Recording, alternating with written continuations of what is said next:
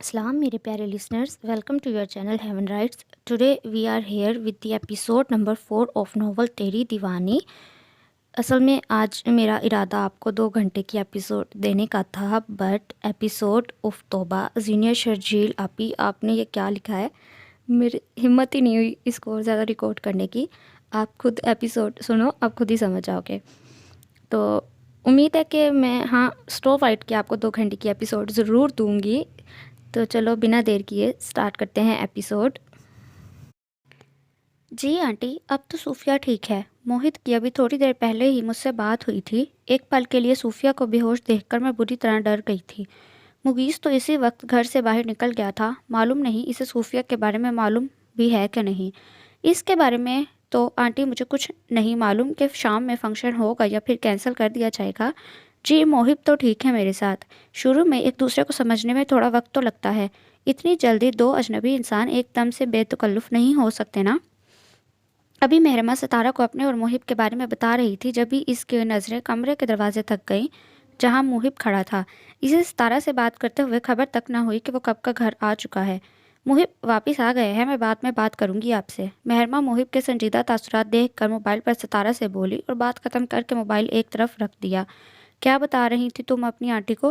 वो संजीदा तासुरात लिए चलता हुआ मेहरमा के पास आया और इसके सवाल करने पर मेहरमा ने इसकी बात सुनकर सोफे से खड़े होते हुए इसको देखा।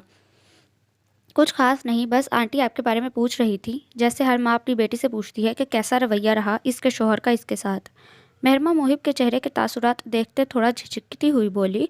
मुहिब की आंखों में वाजिया नागवारी देखकर वो अंदर से डर गई थी। सिर्फ हमारे बारे में तो बात नहीं हो रही थी, तुमने गुड़िया और मुगीस के बारे में बात की थी। मैं पूछ सकता हूँ आखिर तुमने किस हैसियत से मेरे घर की प्राइवेट बातें अपनी आंटी से शेयर की? बोलते हुए मुहिब के चेहरे के तासुरात और लहजे में मजीद सख्ती दर आई तो मेहरमा चाह कर भी ये नहीं बोल पाई कि इसकी आंटी कोई गैर नहीं बल्कि इस घर की फ़र्द हैं। सॉरी मुहिब, मैं बस यूं ही आंटी को सरसरी सा बता रही थी कि आज सुबह। मेहरमा ने बोलना चाहा तो मुहिब ने मेहरमा को वापस सोफे पर बिठा दिया और उसके सामने जाकर खुद बेड पर बैठा। मेरी एक बात याद रखना मेहरमा, मुझे ऐसी औरतों से सख्त चिढ़ है जो अपने ससुराल की खबरों को ब्रेकिंग न्यूज़ या चटखारेदार बनाकर अपनी दोस्तों या घर वालों से शेयर करती हैं। अब तुम्हें मेरे इस घर को अपना ससुराल नहीं बल्कि अपना घर समझकर रहना होगा। आइंदा मैं तुमसे उम्मीद करूंगा कि तुम यहाँ की कोई भी बात या कोई भी मसला किसी दूसरे ऐरे गहरे से डिस्कस नहीं करोगी। मुहिब चेहरे पर संजीदगी लिए मेहरमा को बोलता बोलता तो मेहरमा का सर शर्मिंदगी से झुक गया, मगर इसे लफ्ज़ ऐरे गहरे पर अफसोस हुआ जो इसके शोहर इसकी फैमिली के लिए इस्तेमाल कर रहा था। जबकि दूसरी तरफ मुहिब को मेहरमा की आज के फ़ोन पर बातें बताने वाली हरकत बेइंतहा नागवार गुजरी थी। वो मेहरमा के झुके हुए सर को देखकर मजीद इससे पूछने लगा, हम दोनों के मुतालिक तुमने अपनी आंटी को क्या बताया? मुहिब के पूछने पर मेहरमा ने सर उठाकर सामने बैठे मुहिब को देखा। वो अभी भी चेहरे पर संजीदगी लिए इसको ऐसे देख रहा था कि मेहरमा को अपना आप मुजरिम तस्वुर होने लगा। क्या बताऊंगी भला मैं आंटी को आपके और अपने बारे में? आप प्लीज़ मुझे यूँ शर्मिंदा ना करें। जवाब देते हुए मेहरमा की आंखें नम हो गईं, क्योंकि रात की बानिस्बत सुबह मुहिब का रवैया इससे अजीब हो गया था। पहले इसने इसे सितारा और रुमान के पास जाने से रोका और इस वक्त वो ना जाने कैसे सवालात कर रहा था। मेहरमा की आंखों में आंसू देखकर मुहिब मजीद तल्ख हुआ। शर्मिंदा तो तुम मुझे कर रही हो अपने घर वालों के सामने। तुमने ये क्यों बोला अपनी आंटी को कि अजनबी इंसान इतनी जल्दी बेतकल्लुफ़ नहीं हो सकते? इस बात से कौन क्या मतलब अखज़ करेगा, किसी का दिमाग का क्या अंदाज़ा लगा सकते हैं। तुम अपनी आंटी को ये बताना चाह रही थी कि कल रात मैंने तुमसे अजनबी रवैया रखला, जबकि तुम खुद कंफर्टेबल नहीं थी, और अपनी आंटी के सामने सारा ब्लेम तुम मुझ पर डाल रही हो। मुहिब गुस्से में मेहरमा से बोला तो मेहरमा उठकर एकदम खड़ी हो गई। आप कौन सी बात को कहाँ जाकर मिला रहे हैं मुहिब? मैंने ऐसा कुछ नहीं बोला आंटी को। मैं ऐसी बात शेयर करूँगी आंटी से? मेहरमा को अपनी सफाई देते हुआ रोना आने लगा। शट अप, मेरे आगे ज़ुबान चलाने की ज़रूरत नहीं है, ना ही ज़्यादा मजलूम बनने की कोशिश करो। मुहिब इसके एहतजाज करने पर मेहरमा को डांटता हुआ बोला। मुहिब भाई, जाबी बोल रहे हैं कि आप इनसे? मोहित एकदम कमरे में आता हुआ बोला, मगर मेहरमा को रोता देखकर और मुहिब को गुस्से में देखकर इसकी कदम और जुबान वहीं रुक गए। मेहरमा जल्दी से अपने आंसू साफ करने लगी, जबकि मुहिब गुस्से में मोहित को देखकर मजीद भड़का। ये कौन सा तरीका सीखा है तुमने किसी के बेडरूम में दाखिल होने का? انسان پہلے دروازہ نوک کرتا ہے یا اندر آنے کی اجازت لیتا ہے؟ کیا ساری تمیز بھولتے جا رہے ہو تم؟ محب موہت کو آنکھیں دکھاتا ہوا جھڑک کر بولا۔ سوری بھائی، مجھے بالکل بھی اندازہ نہیں تھا، وہ شرمندہ ہو کر بولا اور کمرے میں واپس چلا گیا۔ ساری زندگی ایسے ہی کھڑے ہو کر اس بات کا سوگ منانا ہے کہ شادی کے دوسرے دن ہی شوہر نے ڈانٹ دیا، جاؤ جا کر منہ دھو، 1 گھنٹے بعد موہت پارلر لے جائے گا تمہیں۔ محب کا آرڈر ملتے ہی مہرما واش روم چلی گئی اور اس وقت خود بھی محب کی نظروں کے سامنے وہ نہیں رہنا چاہتی تھی، جبکہ محب سر جھٹک کر بیڈ پر لیٹ گیا۔ ہمیں آئس کریم پارلر نہیں بلکہ بیوٹی پارلر جانا تھا، مہرما کار پارک کرتے موہت سے بولی، جو اسے بیوٹی پارلر کے بجائے آئس کریم پارلر لے آیا تھا۔ جانتا ہوں بھابھی، مگر آپ ایسے کیوں گھبرا رہی ہیں جیسے محب بھائی اس بات کو لے کر آپ سے خفا ہو جائیں گے؟ مانتا ہوں انہیں غصہ آتا ہے، مگر اتنی چھوٹی چھوٹی باتوں پر نہیں۔ آ جائیے، پہلے ہم دونوں آئس کریم کھاتے ہیں، تھوڑی چٹ چیٹ کرتے ہیں، پھر میں آپ کو جادو نگری میں چھوڑ دیتا ہوں جہاں سے دنیا کی ہر لڑکی چینج ہو کر نکلتی ہے۔ موہت مہرما سے بولتا ہوا کار سے اترا تو مہرما بھی کار سے اتر کر اس کے پیچھے چل دی۔ مگر ایسا ضروری کیا ہے کہ ولیمہ کی دلہن بننے سے پہلے آئس کریم کھائی جائے؟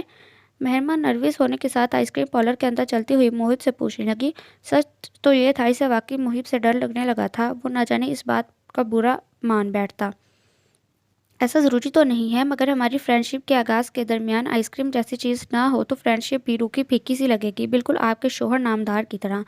موہت کی کرسی کھینچتا ہوا مہرما کو بیٹھنے کا اشارہ کرنے لگا تو مہرما بیٹھتے ہوئے موہت کی بات پر بنا کوئی ریئیکٹ کیے اس کو دیکھنے لگی، مانا کہ میرے جوکس ہنسنے کے قابل نہیں ہوتے، مگر میرا آپ دل رکھنے کے لیے ہلکی سی اسمائل بھی دے سکتی تھی۔ موہت خود بھی کرسی پر بیٹھ کر منہ بناتا بولا تو مہرما کے لبوں پر مسکراہٹ آئی۔ یہ جولی ٹائپ کا لڑکا رومان سے 1 یا 1.5 سال بڑا تھا، جو مہرما کو کافی اچھا لگا۔ تم بہت اچھے ہو، بالکل رومی جیسے۔ مہرما نے اس کی تعریف نہیں کی بلکہ سچ بیان کیا۔ یہاں آنے سے پہلے اس نے محب کو غصہ کرتے اور مہرما کو روتے دیکھ لیا تھا، شاید تبھی وہ مہرما کا دل بہلانے کی غرض سے اسے یہاں لے آیا تھا۔ وہ تو میں ہوں ہی۔ یہ بتائیے آپ کو اپنے شوہر کیسے لگے؟ موہت کا انداز شریر تھا، وہ مسکراتا ہوا فرینک انداز میں مہرما سے پوچھنے لگا، ایک دم سڑیل، ڈراؤنے اور خون چوسنے والے ویمپائر جیسے۔ مہرما کے منہ سے بے ساختہ نکلا، جس پر موہت نے مہرما کے خیالات جان کر زوردار قہقہ لگایا، مگر مہرما ایک دم خاموش ہو گئی، کیونکہ سامنے بیٹھا لڑکا اسی کا تو بھائی تھا جس کے بارے میں وہ گوہر فشانی کر رہی تھی، اور ستارہ نے بھی کتنا سمجھایا تھا کہ شادی کے بعد اسے کم بولنا ہے اور اپنی زبان کو قابو میں رکھنا ہے۔ ارے گھبرائیے مت بھابھی، آپ کے خیالات میرے پاس محفوظ ہیں، میں کسی کو کچھ نہیں بتانے والا۔ ویسے آپس کی بات ہے، آپ کے، میرے اور صوفی کے خیالات بہت ملتے جلتے ہیں، اس لیے مجھے لگتا ہے ہماری فرینڈ شپ بھی پکے والی ہوگی۔ موہت مہرما کو ایک دم سنجیدہ دیکھ کر سمجھ گیا کہ وہ شاید ڈر رہی ہوگی کہیں وہ اس کے بولے لفظ محب کو نہ بتا دے، اس لیے مہرما سے بولا تو مہرما نے اطمینان کا سانس لیتے ہوئے اسے اسمائل دی۔ یہ ہوئی نا بات۔ پہلے تو میں آپ کو یہ بتا دوں کہ آپ کی اسمائل کافی سویٹ سی ہے، اور دوسری بات یہ کہ ہماری فرینڈ شپ بہت اسٹرانگ اور کبھی نہ ختم والی ہونی چاہیے۔ تیسری اور سب سے اہم بات یہ، آج سے آپ میرے اور صوفی کے گروپ میں شامل ہو چکی ہیں، تو آپ کو ہماری ساری شرارتوں میں اور ہر طرح کے پلانز میں برابر کا شریک ہونا ہوگا۔ چوتھی بڑی اہم بات، عالم ہاؤس میں ایک نہیں بلکہ دو سڑیل قسم کی شخصیات پائی جاتی ہیں، ایک سے تو آپ اچھی طرح واقف ہو گئی یعنی آپ کے شوہر، اور دوسرے کی جھلک آپ آج صبح ناشتے کی ٹیبل پر دیکھ چکی ہیں، یعنی ہمارے مغیث بھائی، جن سے محبت اور جیت کے چکر میں پڑ کر صوفی اپنا سر پھوڑنے جا رہی ہے۔ تو کہنے کا مطلب یہ ہے کہ ان دونوں کے غصے اور ڈانٹ پھٹکار کو آپ نے بالکل بھی سیریس نہیں لینا، بالکل میرے اور صوفی کی طرح آپ کو بھی ڈھیٹ بننا پڑے گا، اوکے؟ موہت اسے اور بھی اپنے اور صوفیہ کی شرارتوں کے قصے بتاتا رہا، جس کو سن کر مہرما کو ہنسی آنے لگی۔ تھوڑی دیر پہلے اس نے محفل میں موجود تمام افراد اور گواہوں کی موجودگی میں نکاح نامے پر سائن کیے تھے۔ سب سے مبارکباد وصول کرتا ہوا وہ ہوٹل کے اس حصے میں پہنچا جہاں تنہائی تھی۔ شور شرابے سے دور وہ اس وقت تنہائی اور سکون ہی چاہتا تھا، جبھی اس کے موبائل پر نادر کی کال آنے لگی۔ سب خیریت ہے؟ مغیث نادر کی کال ریسیو کرتا ہوا بولا۔ آج کافی دنوں بعد اس کی نادر سے بات ہو رہی تھی۔ شریفوں والی زندگی گزار کر میں ان دنوں پوری طرح اکتا چکا ہوں یار، پلیز کوئی پروگرام سیٹ کر ملنے کا، کیونکہ میں نے پتہ لگا لیا ہے وہ ڈی ایس پی چھٹیوں پر اپنے آبائی گاؤں گیا ہوا ہے اور ان دنوں خطرہ بالکل ٹلا ہوا ہے۔ اور دوسری اچھی خبر یہ کہ اس نے ایس ایچ او کا بھی پتہ لگا لیا ہے، میں نے اس کے ساتھ ڈیل ہو چکی ہے، اسے اس کا حصہ آرام سے مل جائے گا تو وہ ہمارے کام میں پنگے نہیں کرے گا۔ چل یار، اسی خوشی میں آج کو چھوٹا موٹا شکار صحیح کچھ تو کرتے ہیں یار۔ نادر مغیث کو موبائل پر بولنے لگا، ٹھیک ہے پھر تم شارف کو بھی کلب بلا لو، وہی کچھ ڈیسائیڈ کرتے ہیں، ویسے بھی مجھے سکون کی طلب ہے اور آخری ڈوز کا بھی اختتام ہو چکا ہے۔ مغیث نادر کو ڈرگ کے بارے میں بتانے لگا، اپنے اور صوفیہ کے رشتے کو نظر انداز کرنے کے لیے فی الحال اسے اسی چیز کا سہارا لینا چاہیے تھا۔ نادر سے بات کرنے کے بعد اس نے موبائل رکھا تو اسے سامنے سے موہد آتا دکھائی دیا، جس کے ساتھ اس کی دشمن جاں بھی موجود تھی، جس کے حسین سراپے سے مغیث نے اس لیے اب تک اپنی نظریں چرائی ہوئی تھیں تاکہ وہ اپنے دل میں اس کے لیے موجود غصہ برقرار رکھ سکے۔ مغیث نے دیکھا موہد صوفیہ کو سہارا دے کر زبردستی چلاتا ہوا اس کے پاس لا رہا تھا اور صوفیہ اپنی آنکھیں کھل بند کرتی ہوئی مشکل سے چل رہی تھی۔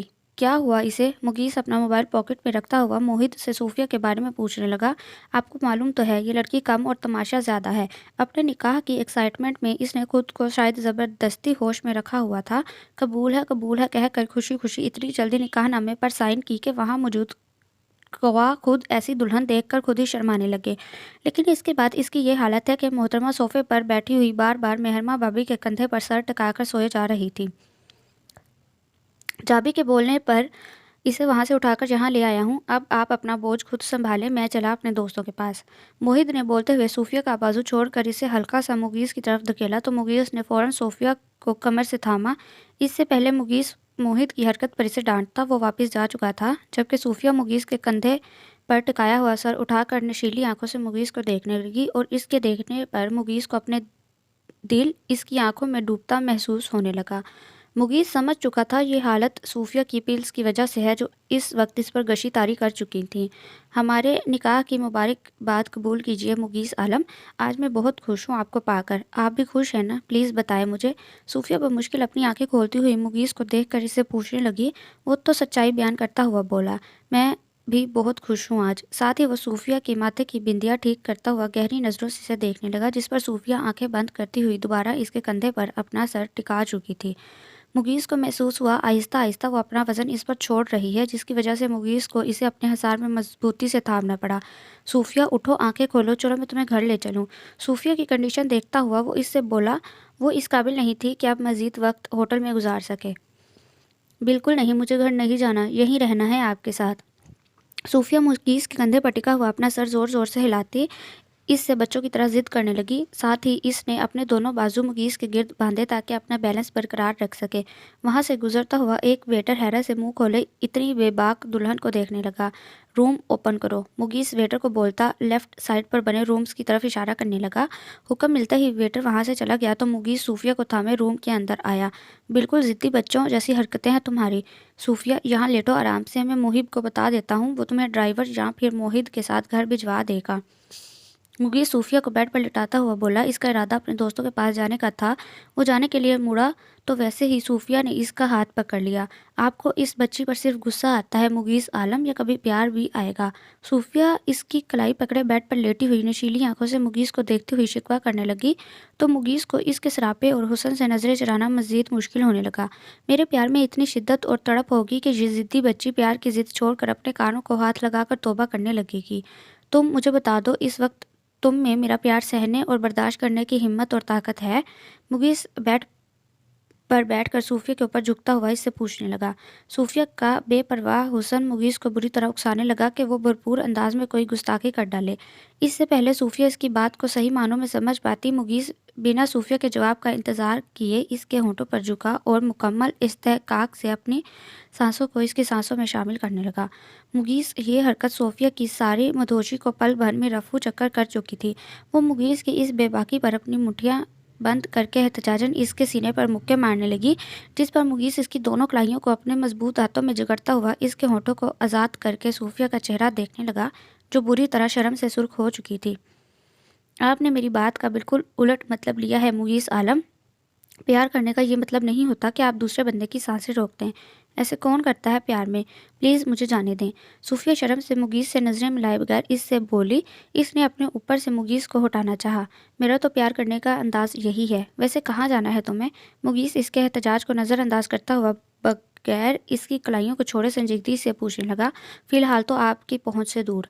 बेसाख्ता सूफिया के मुंह से निकला तो मुगीस ने अपनी गिरफ्त इसकी कलाइयों पर सख्त कर दी। सूफिया घबरा कर मुगीस का चेहरा देखने लगी जो बिल्कुल संजीदा था। क्यों, प्यार नहीं चाहिए मुझसे? अभी थोड़ी देर पहले तो तुम्हें मेरे साथ रहना था। वो सूफिया की आंखों में झांकता हुआ बेहद संजीदगी से सूफिया से पूछने लगा तो सूफिया दोबारा इससे नजरें चुराने लगी। ऐसे वाला जज्बाती प्यार इस वक्त नहीं चाहिए। मैं बस चाह रही थी हमारे निकाह को लेकर आप अपनी फीलिंग्स मुझे बताएं। सूफिया शर्मिंदा होती हुई मुगीस से बोली, जानना चाहती हो मेरी फीलिंग्स? तो सुनो, मैं चाहता हूँ तुम मुझे मुकम्मल तौर पर अपना आप सौंप दो। ये पल, ये लम्हात, अपना आप मुकम्मल तौर पर मेरे नाम कर दो, आज, अभी और इसी वक्त। तो फिर क्या इरादा है तुम्हारा मिसिस मुगीस आलम इसके बारे में? थोड़ी देर पहले इसे अपने दोस्तों के पास जाने की जल्दी थी, लेकिन अब मुगीस फुर्सत से अपना इरादा बताकर सूफिया से इसकी मर्जी पूछने लगा।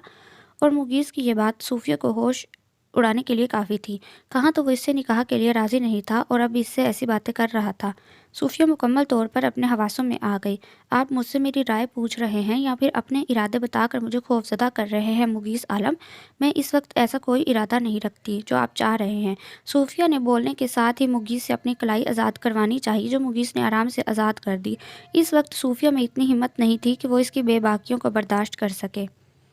मुगीस के हल्का सा उठने पर सूफिया ने जल्दी से पहलू बदल कर बेड से उठना चाहा, मगर मुगीस दोबारा इस पर झुका। मुगीस, सूफिया अपने ऊपर दोबारा मुगीस का झुकाव महसूस करके बुखला गई। वो सूफिया की पुश्त पर झुका सर से सूफिया का दुपट्टा उतारने लगा, जिस पर सूफिया का दिल जोरदार अंदाज में धड़कने लगा। पीछे शर्ट से इसका गला काफ़ी गहरा था। सूफिया को अपनी गर्दन और पीठ पर मुगीस की उंगलियां रक्स करती महसूस हुई। बात अब तुम्हारे चाहने या चाहने की नहीं है मेरी जान। खौफजदा तुम्हें मुझसे इस वक्त होना चाहिए था जब तुमने मेरी मर्दानगी को चैलेंज किया था। अब अगर मैं तुम्हारी बात मानकर पीछे हटता हूँ तो फिर लानत है मुगीस आलम पर। मुगीस की आवाज़ जज्बात से चूर। वो मदहोशी से बोलता हुआ सूफिया की पीठ पर अपनी मोहब्बत की छाप छोड़ने लगा।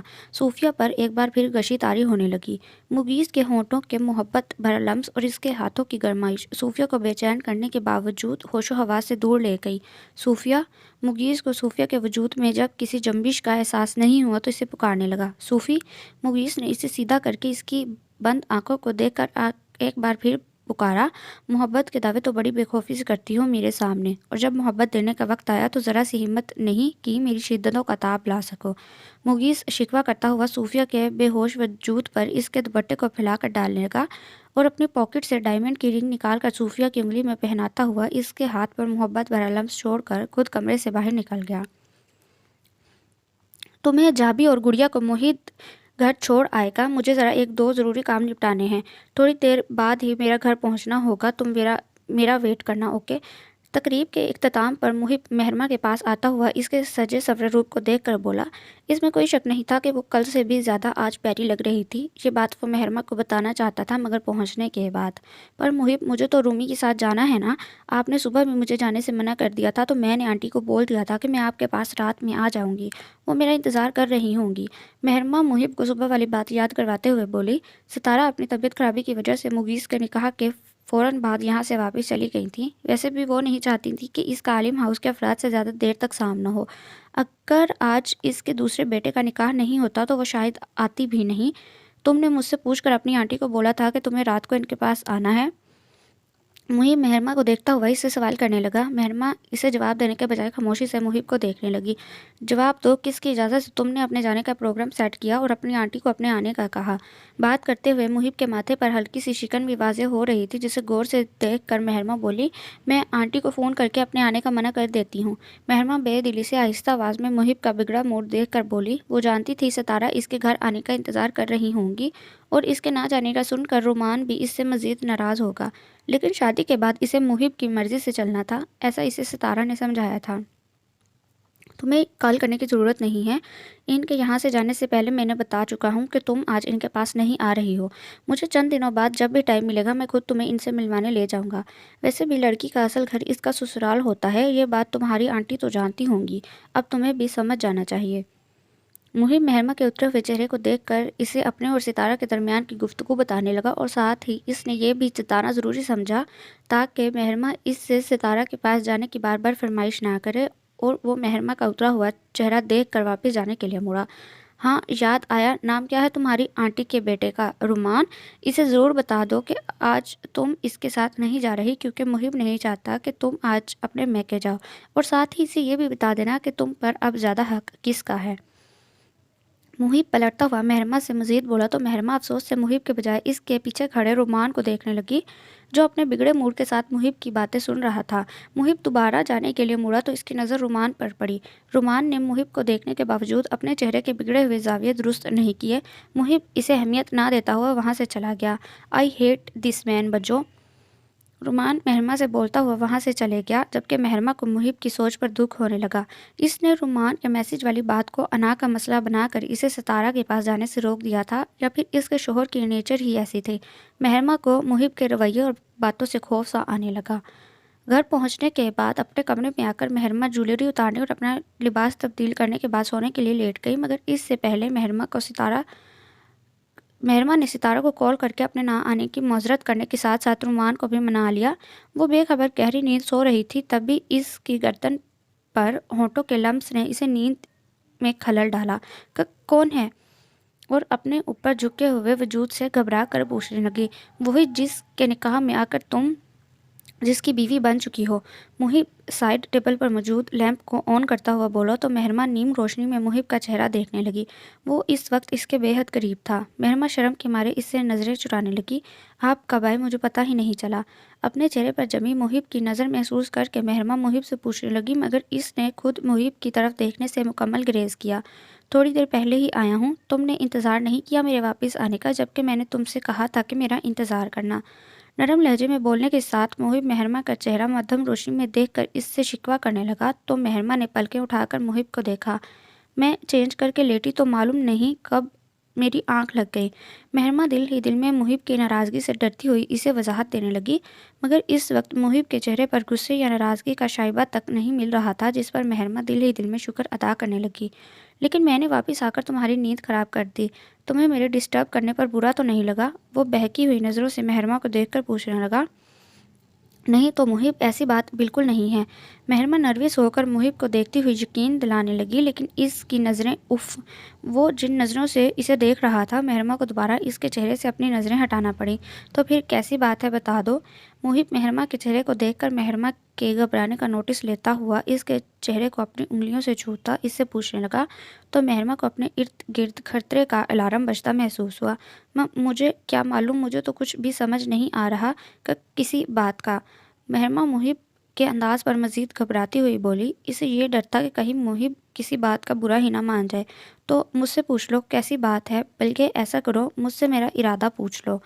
محب اپنا چہرہ اس کے چہرے کے مزید قریب لا کر مہرما سے بولا تو مہرما کی ہارٹ بیٹ تیز ہونے لگی۔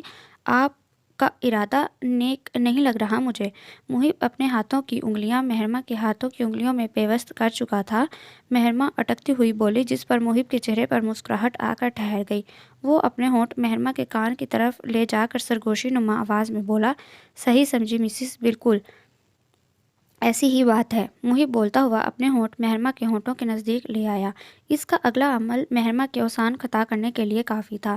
آج جرمز کی بات نہیں کرنا مہر، آج رات اپنے اور میرے جراثیم ایک ہونے دو، ورنہ ہم دونوں کبھی ایک نہیں ہو پائیں گے۔ محب اپنے ہونٹ مہرما کے ہونٹوں سے ہٹاتا ہوا بولا، ساتھ ہی وہ اس کی گردن پر جھک گیا۔ مہرما آنے والی ہچکیوں کو روکتی ہوئی اس کے ہر عمل کے لیے اپنا دل مضبوط کرنے لگی۔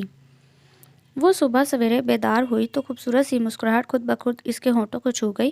اسے رات کا وقت یاد آنے لگا جب موہت اسے غصے میں باتیں سناتا ہوا اس کے کمرے میں بیڈ پر لٹا کر گیا تھا۔ اپنے آپ کو کل والے لباس میں دیکھ کر صوفیہ بیڈ سے اٹھی تو اس کی نظریں اپنے ہاتھ کی انگلی پر ٹھہر گئیں جہاں پر ایک خوبصورت سی ڈائمنڈ کی رنگ موجود تھی، جسے دیکھ کر صوفیہ کے ہونٹوں پر مسکراہٹ دوڑ گئی۔ وہ جانتی تھی یہ رنگ اس کو کس نے پہنائی ہوگی، لیکن مغیث نے اس کو کس وقت یہ رنگ پہنائی صوفیہ کو یاد نہیں تھا، مگر اس کو مغیث کی وہ جرأتیں یاد آنے لگیں جو وہ رات میں ہوٹل کے کمرے میں دکھا رہا تھا۔ صوفیہ ان لمحات کو یاد کر کے شرمانے لگی۔ وہ اپنا ڈریس چینج کرنے کے بجائے اپنے کمرے سے مغیث کے بیڈ روم میں چلی آئی جہاں وہ بے خبر سو رہا تھا۔ اس کے بیڈ روم کا دروازہ آہستہ سے بند کر کے وہ مغیث کے پاس آئی تو بے ساختہ اس کی نظریں جھک گئیں۔ ایسا نہیں تھا کہ وہ بغیر شرٹ کے وہ مغیث کو پہلی بار دیکھ رہی تھی، مگر کل رات مغیث اپنے جذبات اور احساسات کو اس پر واضح کرتے ہوئے اسے اچھا خاصا نروس کر گیا تھا۔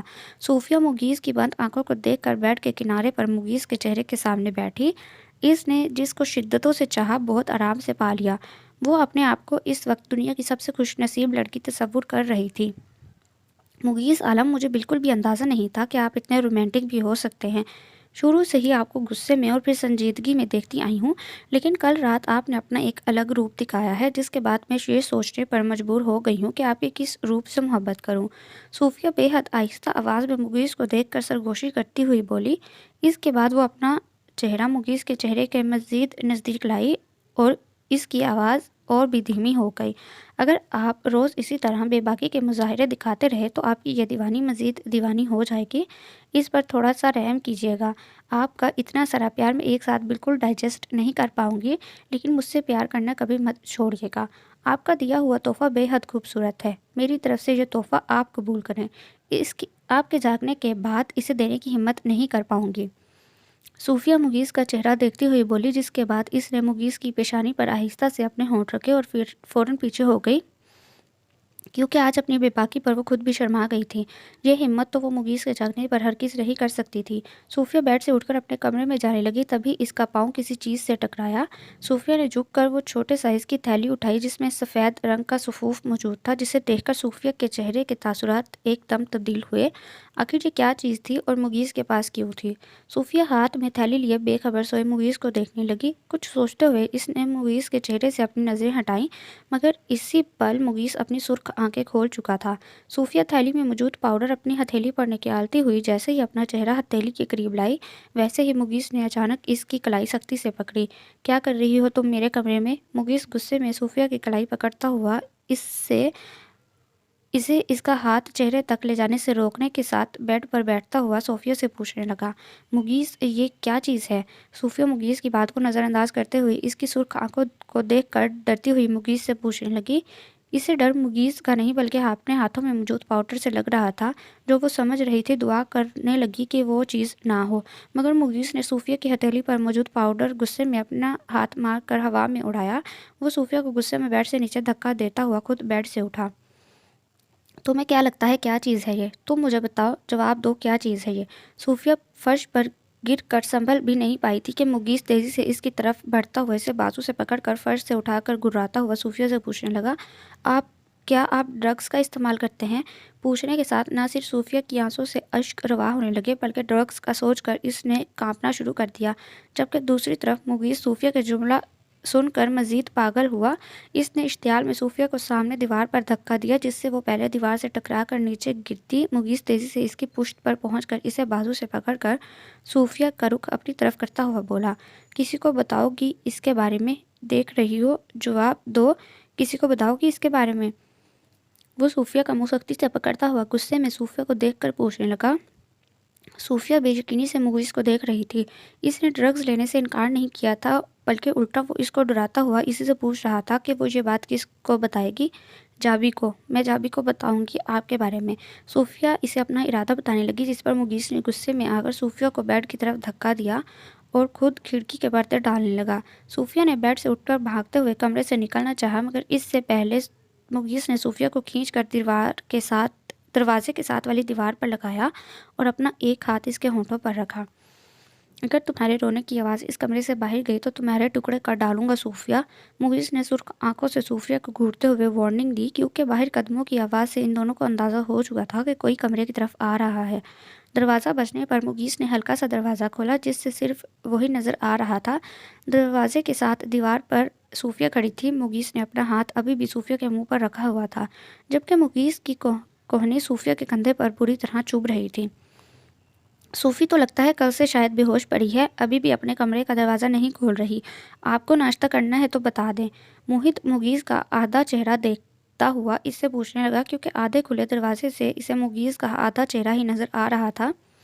مجھے ناشتہ کرنا ہوگا تو میں خود کر لوں گا، تمہیں پریشان ہونے کی ضرورت نہیں ہے، اب مجھے ڈسٹرب مت کرنا۔ وہ موہت سے بولتا ہوا دروازہ بند کر چکا تھا کیونکہ موہت اسے اس وقت یونیورسٹی جانے کے لیے تیار دکھ رہا تھا۔ وہ جانتا تھا کہ موہت اب اسے دوبارہ ڈسٹرب نہیں کرے گا۔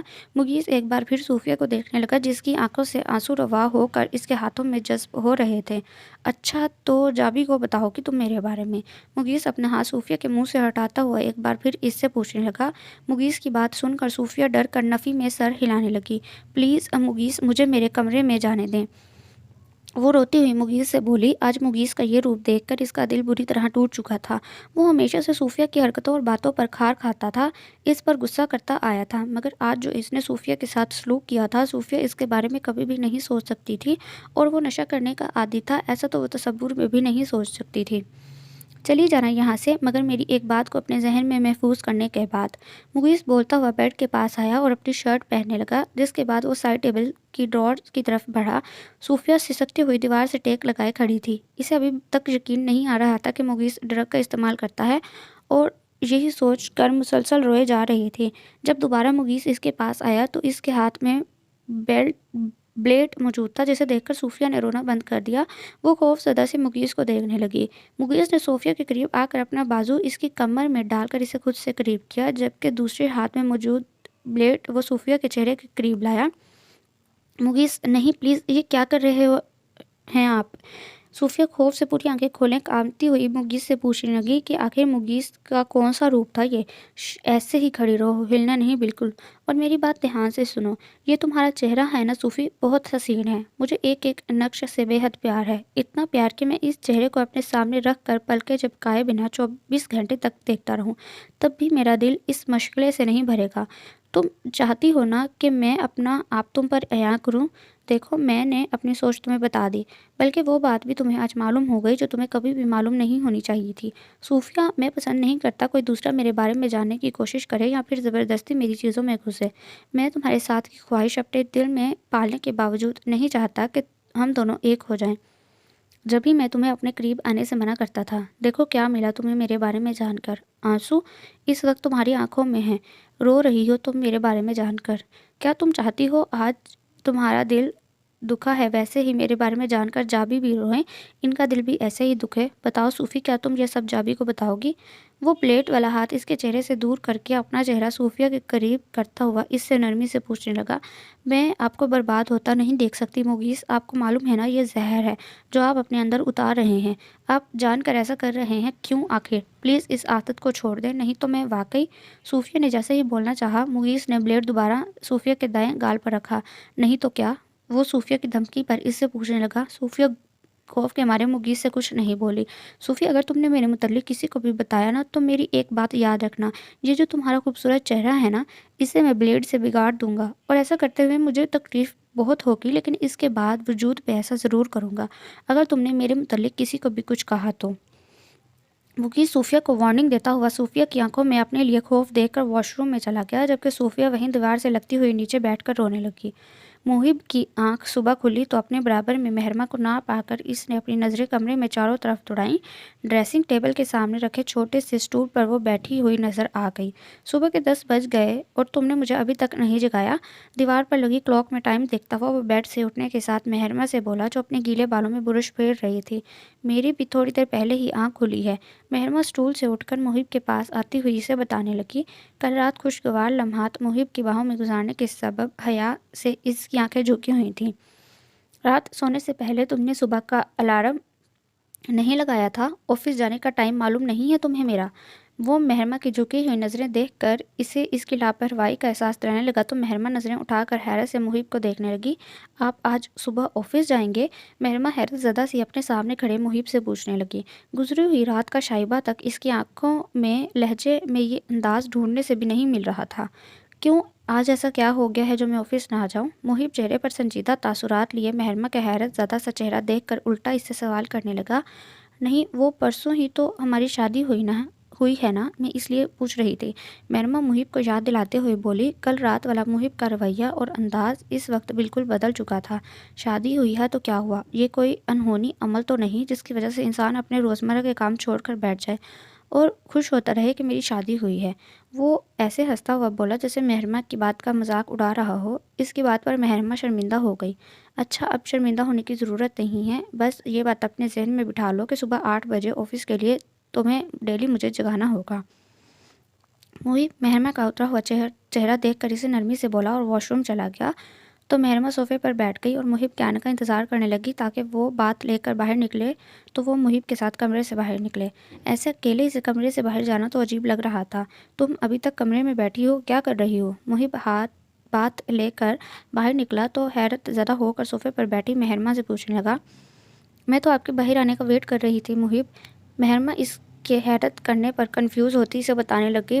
وہ صوفے سے اٹھ کر کھڑی ہو گئی جیسے اس نے صوفے پر بیٹھ کر کوئی غلطی کر دی تھی۔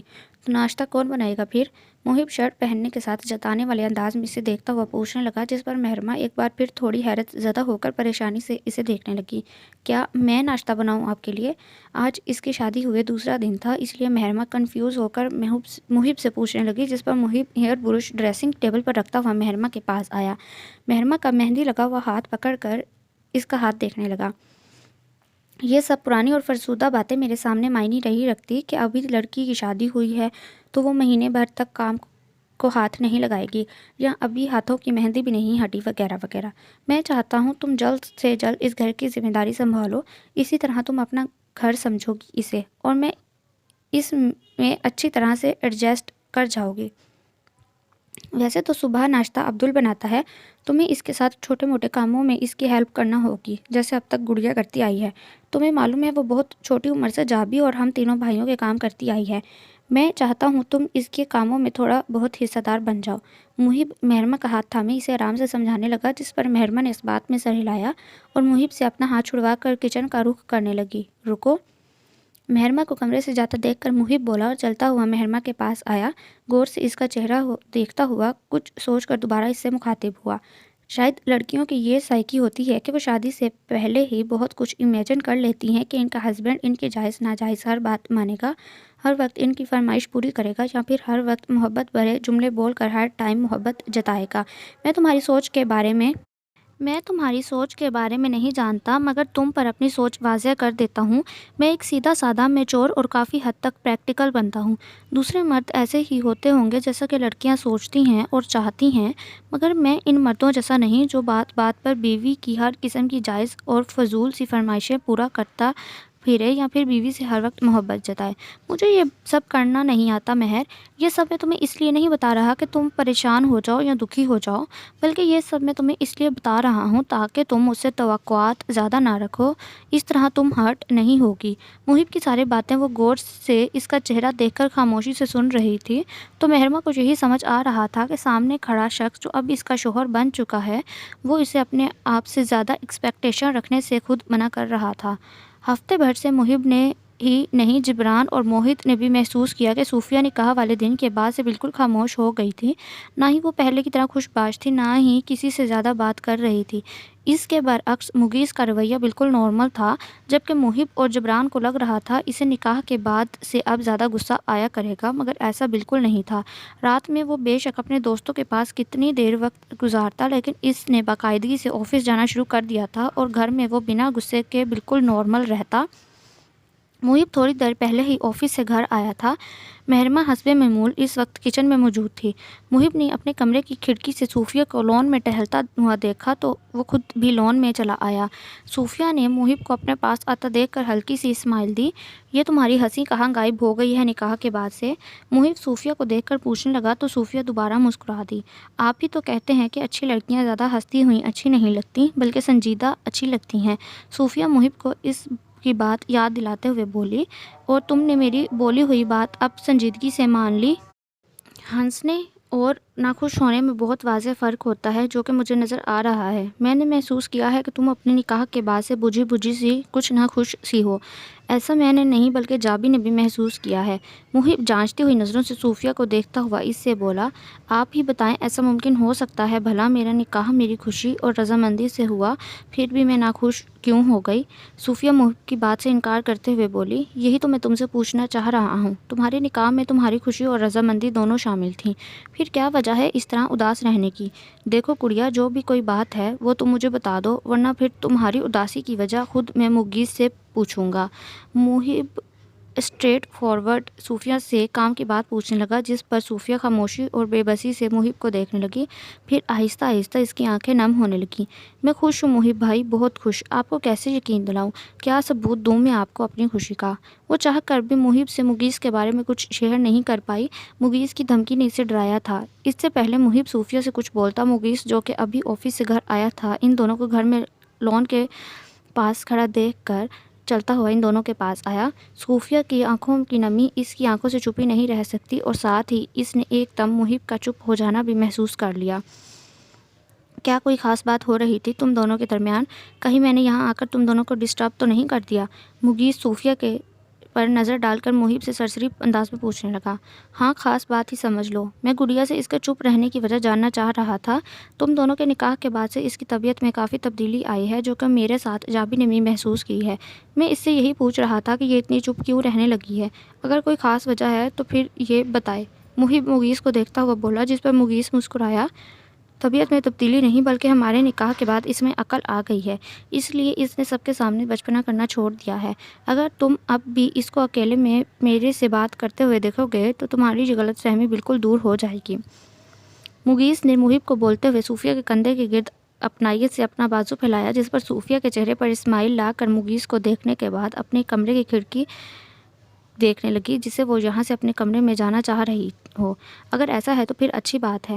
محب صوفیہ کو مسکراتا دیکھ کر اطمینان کرتا ہوا وہاں سے جانے لگا تو صوفیہ نے بھی اپنے کمرے میں جانے کے لیے پر تولے، مگر وہاں سے جاتا دیکھ کر مغیث نے اس کی کلائی پکڑی۔ میں اپنے کمرے میں جانا چاہتی ہوں مغیث، اپنا اسائنمنٹ مکمل کرنا ہے مجھے۔ صوفیہ مغیث سے اپنی کلائی چھڑواتی ہوئی بولی۔ اس دن کے بعد سے صوفیہ نے مغیث سے نہ ہی کوئی بات کی تھی، نہ ہی اس کو خود سے مخاطب کیا تھا۔ بعد میں کر لینا، میرے کمرے میں آؤ فوراً۔ تھوڑی دیر پہلے وہ محب کے سامنے جیسے مسکرا کر بات کر رہا تھا، اب محب کے جانے کے بعد اس کے چہرے کے تاثرات بالکل سنجیدہ ہو گئے تھے۔ وہ صوفیہ کو اپنے کمرے میں آنے کا کہہ کر خود اپنے کمرے میں چلا گیا تو صوفیہ بھی سست قدم اٹھاتی ہوئی مغیث کے پیچھے اس کے کمرے میں چل دی۔ وہ صوفیہ کو اپنے کمرے میں آتا دیکھ کر اپنے کمرے کا دروازہ لاک کرتا ہوا صوفیہ کے پاس آیا۔ پہلے تو یہ بتاؤ کہ میری پہنائی ہوئی انگوٹھی کیوں اتار دی تم نے اپنی انگلی سے؟ مغیث صوفیہ کا ہاتھ تھام کر اس سے رنگ کے متعلق سوال کرنے لگا، جو وہ لان میں دیکھ چکا تھا کہ صوفیہ کی انگلی میں موجود نہیں تھی۔ شاور لیتے ہوئے اتاری تھی تو دوبارہ پہننا بھول گئی، صوفیہ مغیث کو دیکھتی ہوئی بتانے لگی۔ مغیث خاموشی سے اس کی آنکھوں میں دیکھنے لگا۔ صوفیہ کا ہاتھ اب بھی اس کے ہاتھ میں موجود تھا۔ وہ انگوٹھی اب مجھے ہمیشہ تمہاری انگلی میں نظر آنی چاہیے، کیونکہ وہ پہلا ایسا تحفہ ہے جو میں بہت محبت سے تمہارے لیے لایا تھا۔ وہ صوفیہ کو دیکھتا ہوا بولا تو صوفیہ نے اپنا سر ہلایا۔ محب کیا پوچھ رہا تھا تم سے؟ مغیث صوفیہ کا ہاتھ تھامے نرمی سے محب کے بارے میں پوچھنے لگا۔ وہ وہی پوچھ رہے تھے جو انہوں نے آپ کے سامنے بیان کیا، صوفیہ مغیث کو دیکھ کر بتانے لگی، ساتھ ہی مغیث سے اپنا ہاتھ چھڑوانا چاہا، جسے مغیث چھوڑے بغیر صوفیہ کو دیکھتا ہوا بولا۔ تو یعنی میں یہ سمجھوں کہ میرے بارے میں جاننے کے بعد تمہاری محبت مجھ سے ختم ہو گئی ہے، یا تمہیں اپنے نکاح والے فیصلے پر اب پچھتاوا ہونے لگا ہے، جب بھی دوسرے لوگ تمہارا رویہ محسوس کر کے تم سے سوال کر رہے ہیں؟ مغیث صوفیہ کو دیکھتا ہوا سنجیدہ لہجے میں اس سے پوچھنے لگا تو صوفیہ نے تڑپ کر اسے دیکھا۔ میری آپ سے محبت جب ہی ختم ہو سکتی ہے جب میری سانسیں ہمیشہ کے لیے بند ہو جائیں، لیکن میں آپ کو یوں خود کو اذیت پہنچاتا ہوا نہیں دیکھ سکتی مغیث عالم۔ مجھے ہر لمحہ یہ سوچ کر تکلیف ہو رہی ہے کہ آپ نے جس قسم کی عادت اپنائی ہے وہ بہت خطرناک ہے۔ وہ آپ کو مجھ سے، اپنی فیملی سے، ساری خوشیوں سے، آپ کو اپنی زندگی سے دور کر دے گی۔ آپ مجھے بتائیں مغیث، میں کیسے خوش رہ سکتی ہوں یہ جان کر کہ آپ خود کو اس راستے پر لے جا رہے ہیں جہاں طرف اور ہر طرف نقصان ہے؟ میں ایسا خوش نہیں رہ سکتی مغیث، بالکل خوش نہیں رہ سکتی۔ صوفیہ بولتی ہوئی اچانک مغیث کے سینے پر سر رکھ کر رونے لگی۔ تھوڑی دیر مغیث نے اسے رونا دیا تاکہ ہفتے بھر کا اس کے اندر بھرا ہوا غبار نکل جائے۔ تھوڑے دنوں پہلے تک مجھے تم پر غصہ آ رہا تھا، لیکن اس وقت تمہاری آنکھوں میں آنسو دیکھ کر مجھے خود پر لعنت بھیجنے کا دل کر رہا ہے۔ اپنی اتنی پیاری سی بیوی کو ایک بیکار سی چیز کے پیچھے اتنا پریشان کر دیا میں نے۔ مغیث صوفیہ کا چہرہ دیکھ کر اپنے دونوں ہاتھوں میں تھام کر بولا، پھر اس کی آنکھوں سے آنسو صاف کرنے لگا۔ صوفیہ نے غور سے مغیث کو دیکھا اور بولی، آپ اپنی عادت سے پیچھا چھڑا لیں مغیث، اس کے بعد میں آپ سے کوئی ڈیمانڈ نہیں کروں گی، کچھ طلب نہیں کروں گی، بس آپ یہ بری عادت چھوڑ دیں میری خاطر پلیز۔ صوفیہ مغیث کا چہرہ دیکھتی بھی سنجیدگی سے بولی۔ اس وقت یہ مسئلہ اس کی زندگی کا سب سے سنگین مسئلہ بنا ہوا تھا۔ صوفیہ کی بات سن کر مغیث کے چہرے پر مسکراہٹ آئی۔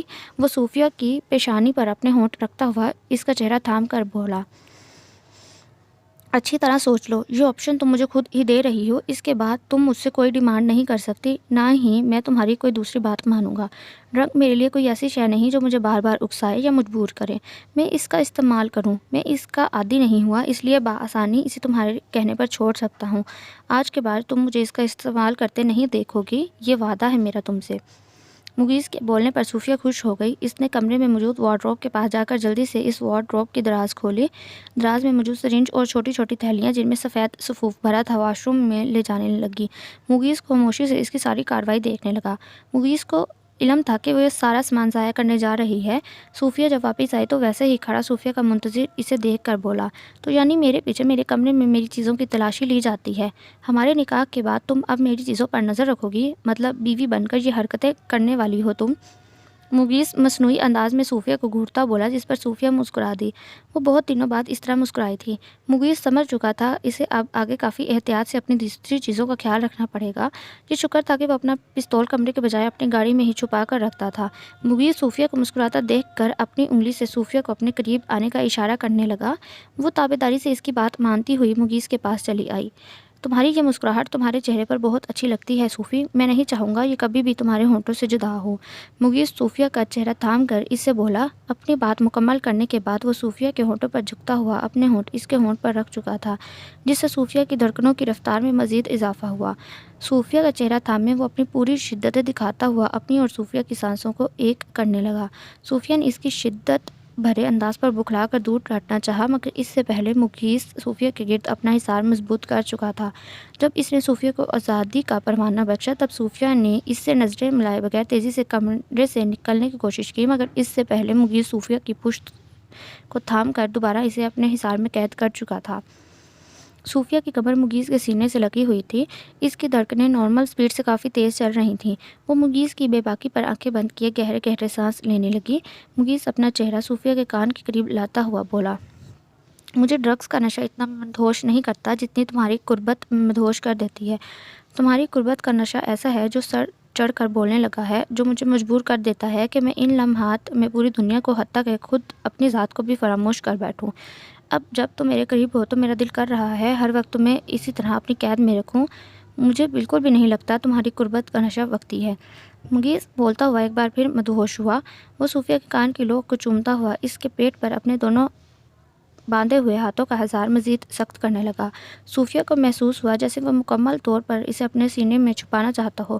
صوفیہ نے اپنی آنکھیں بند کر کے مغیث کے دونوں ہاتھ کلائیوں سے پکڑے تو مغیث اس کے کندھے پر اپنے ہونٹ رکھتا ہوا مزید جھک کر صوفیہ کی گردن کو چومنے لگا، جس سے مزید صوفیہ کی دھڑکنیں منتشر ہونے لگی۔ مغیث عالم ڈور لوک نہیں ہے، دروازہ کھول کر اندر کوئی بھی آ سکتا ہے، پلیز خیال کریں کچھ۔ صوفیہ اسے مدہوش دیکھ کر بری طرح بکھلا گئی۔ وہ تھا کہ اس وقت اس سے دور ہٹنے کو تیار نہیں تھا اور اس کی گردن پر جھکا اپنی محبت کی گہری چھاپ چھوڑے جا رہا تھا۔ صوفیہ کی بات سن کر وہ ایک جھٹکے سے صوفیہ کا رخ اپنی طرف کرتا اسے وارڈروب کے دروازے کے ساتھ لگاتا ہوا بولا، جو بھی آئے گا وہ شرمندہ ہو کر خود ہی واپس چلا جائے گا۔ جو اس وقت کمرے سے باہر ہیں تمہیں ان پر توجہ دینے کے بجائے اپنے سامنے کھڑے اپنے مغیث عالم پر توجہ دینی چاہیے۔ مغیث اپنے دونوں ہاتھ صوفیہ کے دائیں بائیں جانب وارڈروب پر رکھتا ہوا دوبارہ اس کی گردن پر جھکا۔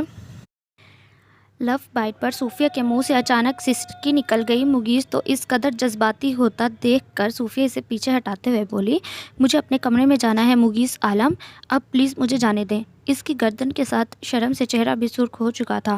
صوفیہ کو لگا اگر وہ مزید مغیث کے کمرے میں رہی تو آج ہی ساری لمٹس کراس کر دے گا، جبکہ دوسری طرف مغیث کو صوفیہ کا یوں اپنے سے دور کرنا ذرا پسند نہیں آیا۔ وہ پیچھے تو ہوا مگر اس کے دونوں ہاتھ ابھی تک وارڈروب پر ہی ٹکے ہوئے تھے۔ اپنے ماتھے پر بل لیے وہ صوفیہ سے بولا، اگر تم اس وقت میرے کمرے سے گئی تو یاد رکھنا آئندہ تمہیں اپنے کمرے میں گھسنے نہیں دوں گا۔ مغیث صوفیہ کو دھمکی دیتا ہوا بولا، ساتھ ہی وہ اس کے ہونٹوں پر جھکنے لگا تو صوفیہ نے تیزی سے اپنے چہرے کا رخ دوسری جانب کیا۔ کہاں تو آپ نکاح کے لیے راضی نہیں تھے اور اب ایسی بے تابی دکھا رہے ہیں کہ فلموں کے رومانٹک ہیروز کو شرم آ جائے۔ صوفیہ آنکھیں بند کیے بولی۔ مغیث کا یہ انداز دیکھ کر اس کی حالت گیر ہو رہی تھی۔ اس کی بات پر مغیث ایک دم بولا، ان ہیروز سے تھوڑی سی شرم تم بھی ادھار لے لو اور اپنا منہ بند کر لو۔ تم سے گریز برتنے کی یہی وجہ تھی کیونکہ میں جانتا تھا کہ میرے نکاح میں آ کر میری دسترت میں تمہیں یہی حالت ہونی ہے۔ مغیث نے بولتے ہوئے تھوڑی سے صوفیہ کا چہرہ تھام کر اس کے چہرے کا رخ اپنے چہرے کی جانب کیا۔ صوفیہ کی بند آنکھیں دیکھ کر مغیث اس کے ہونٹ پر جھک گیا۔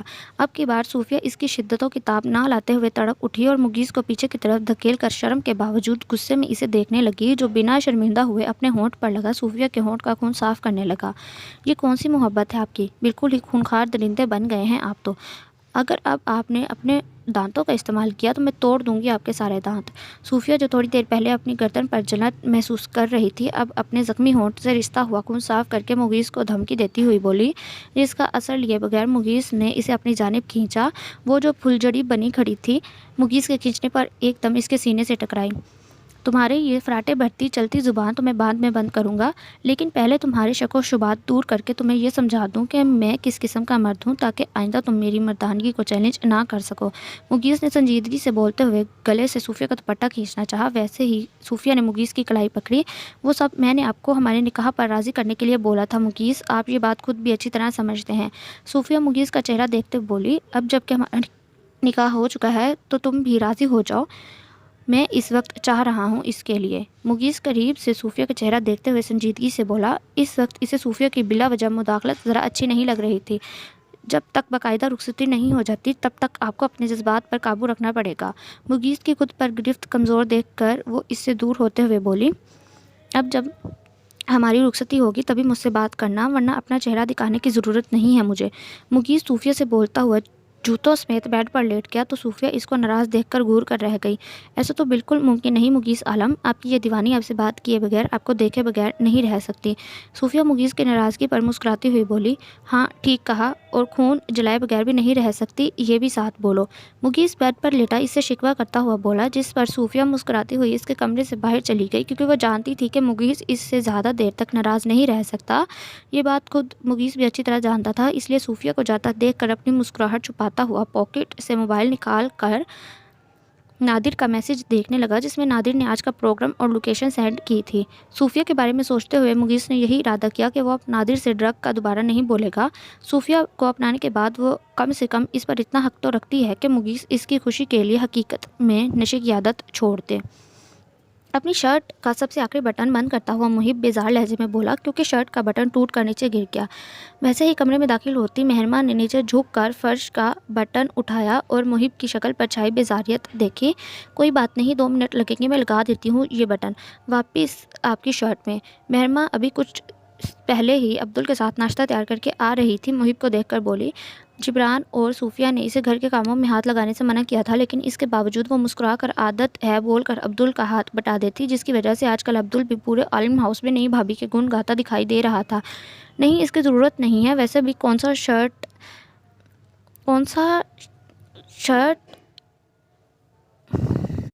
آف کرنی ہے، بس کام چل جائے گا ایسے ہی۔ محب نے اس وقت مہرما کی خدمت لینا ضروری نہیں سمجھا، اس لیے اسے منع کرتا ہوا ڈریس پینٹ میں اپنی شرٹ اڑسنے لگا، مگر مہرما نے اس کے پاس آ کر محب کا ہاتھ پکڑ لیا۔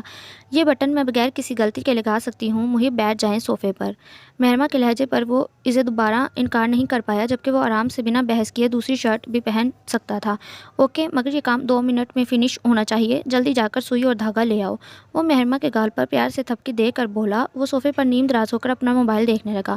شادی کے ہفتے بعد ہی محب نے مہرما کی چند عادتوں میں تبدیلی کا نوٹس لیا تھا۔ وہ گھر کے دوسرے افراد کے سامنے بہت زیادہ نہیں بولتی، کسی کے کچھ بولنے پر خاموشی سے مسکرا دیتی یا مختصر جواب دیتی۔ کل ہی اس نے مغیث کو مہرما سے کہتے سنا کہ انہوں نے اپنے بھائی کے لیے زبان رکھنے والی لڑکی کو ڈھونڈا تھا، کیا وہ اپنی زبان اپنے میکے میں بھول آئی ہے؟ مغیث کے بولنے پر مہرما مسکرا کر خاموش ہو گئی۔ تبھی جبران بھی مہرما کو خوش رہنے اور سب سے باتیں کرنے گھلنے ملنے کا بول رہا تھا۔ یہ بات محب کو زیادہ محسوس ہوئی تھی۔ تبھی رات میں کمرے میں آنے کے بعد اس نے مہرما کو پیار سے سمجھایا کہ وہ صوفیہ کی طرح سب سے باتیں کیا کرے، ہنسا بولا کرے۔ اسے مہرما کا اپنے گھر کے افراد سے بات کرنا ہرگز برا نہیں لگتا، مگر بے تکا بولنا پسند نہیں جو شرمندگی کا باعث بنے۔ محب نے موبائل سے نظریں ہٹا کر مہرما کو دیکھا تو مہرما اس کا گھٹنا پکڑے صوفہ سے نیچے اس کا ایک پاؤں سائڈ پر کرتی فرش پر بیٹھنے کے بعد مگن انداز میں سوئی میں دھاگا ڈال رہی تھی۔ محب جو اس وقت ریلیکس انداز میں بیٹھا ہوا تھا مہرما کو دیکھ کر سیدھا ہو کر بیٹھنے لگا۔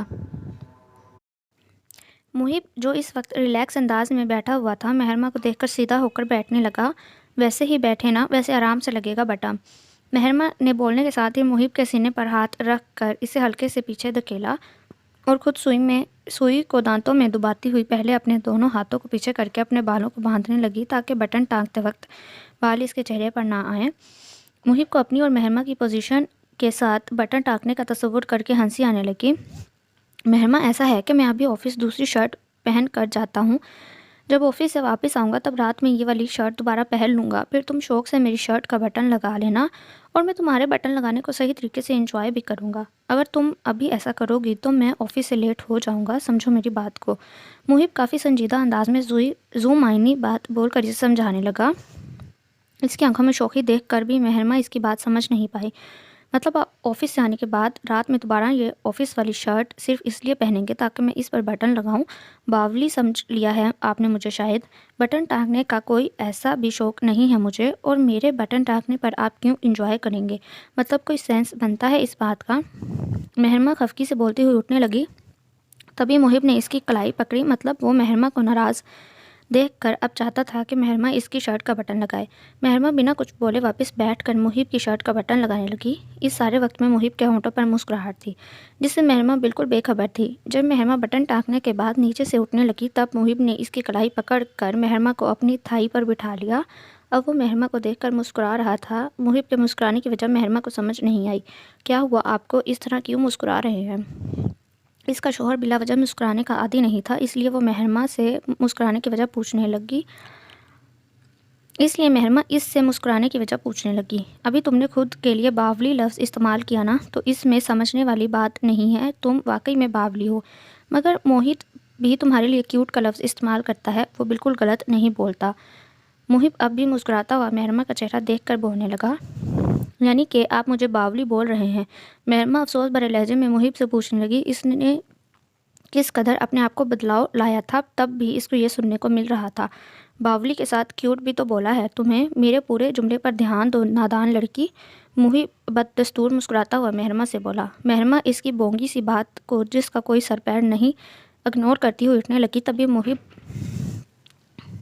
محب بددستور مسکراتا ہوا مہرما سے بولا۔ مہرما اس کی بونگی سی بات کو جس کا کوئی سر پیر نہیں تھا اگنور کرتی ہوئی اٹھنے لگی، تبھی محب نے اسے نرمی سے اپنی باہوں میں بھر کر صوفے پر لٹا دیا۔ ہیں، یہ اچانک کیا ہو گیا آپ کو؟ ابھی رات میں ہی تو، اب پھر دوبارہ؟ مطلب آپ تو آفس جانے کے لیے تیار تھے محب، اور ناشتہ بھی تیار ہے آپ کا۔ مہرما صوفے پر لیٹی ہوئی محب کو شرٹ کے بٹن کھولتا دیکھ کر بخلاتی ہوئی بولی۔ آفس جاتے وقت تو وہ بالکل ہی دوسرے موڈ میں ہوتا تھا، آج صبح نہ جانے اس کو کیا ہو گیا تھا۔ تم چاہ رہی ہو میں تم سے ناراض ہو کر چلا جاؤں آفس؟ محب مہرما کی بات پر برا مانتا ہوا اس سے پوچھنے لگا۔ ناراض ہونے کا سن کر مہرما نے تیزی سے نفی میں سر ہلایا تو محب اپنے چہرے کے زاویے درست کرتا ہوا مہرما کے اوپر جھکا۔ اب وہ باری باری مہرما کے دونوں گالوں کو چوم رہا تھا جو شرر سے لال ہو چکے تھے۔ محب مہرما کا چہرہ دیکھنے لگا۔ اس نے ہمیشہ کی طرح اپنی دونوں آنکھیں زور سے میچی ہوئی تھیں اور ہونٹوں کو بھی سختی سے آپس میں دبایا ہوا تھا۔ یہ بات مجھے پہلے دن سے ہی کنفیوز کرتی ہے، تم میرے قریب آنے پر تم ایسی شکلیں کیوں بنا لیتی ہو؟ محب کے سوال پر مہرما نے اپنی آنکھیں کھولیں اور بمشکل بول پائی، آپ میرے پیٹ پر ہاتھ مت رکھا کریں نا محب، مجھے بہت گدگدی ہوتی ہے، پلیز اپنا ہاتھ میرے پیٹ پر سے ہٹا لیں۔ مہرما بہت بے چارگی سے محب کو بتانے لگی۔ مہرما کی بات پر نہ چاہتے ہوئے محب کے ہونٹوں پر ہنسی آ گئی۔ تمہیں معلوم ہے مہر، اس پوری دنیا میں تم ایک اینٹیک پیس ہو جو میرے حصے میں آیا ہے۔ محب مہرما کو بتانے کے ساتھ اپنا ہاتھ مہرما کے پیٹ سے ہٹایا، مگر محب کی بات پر مہرما دوبارہ برا مناتے ہوئی محب کو دیکھنے لگی۔ کیوٹ؟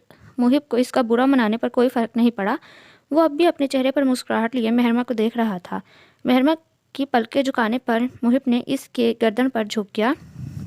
اس کی گردن کو چومتا ہوا محب اپنے ہونٹ گردن سے نیچے لے جانے لگا۔ تب مہرما کو ہچکیاں آنا شروع ہو گئیں۔